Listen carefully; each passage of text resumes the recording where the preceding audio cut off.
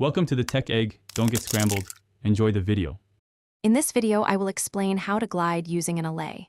First, understand that allays are friendly, flying creatures that can help you transport items. To begin gliding, you must first give an allay an item for it to hold. Simply right-click the allay with the desired item in your hand. Once it's holding an item, the allay will follow you, especially if you are holding a note block or a jukebox. This foundational step is crucial for initiating any gliding maneuvers.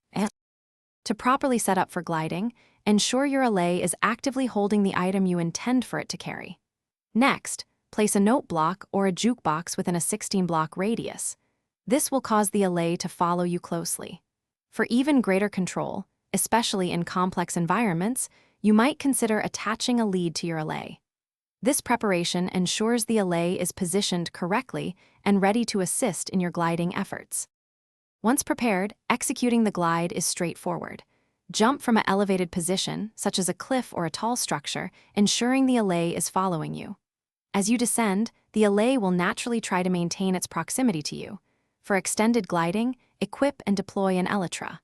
The allay's flight will largely mimic your trajectory, allowing for coordinated movement across considerable distances. This method is effective for covering ground quickly.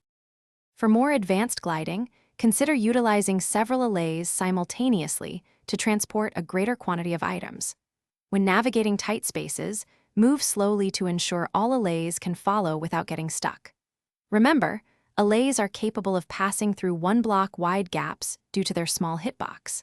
A key advantage is that allays are completely immune to fall damage, offering peace of mind during long descents. Thanks for watching. Consider subscribing if I helped unscramble your problems.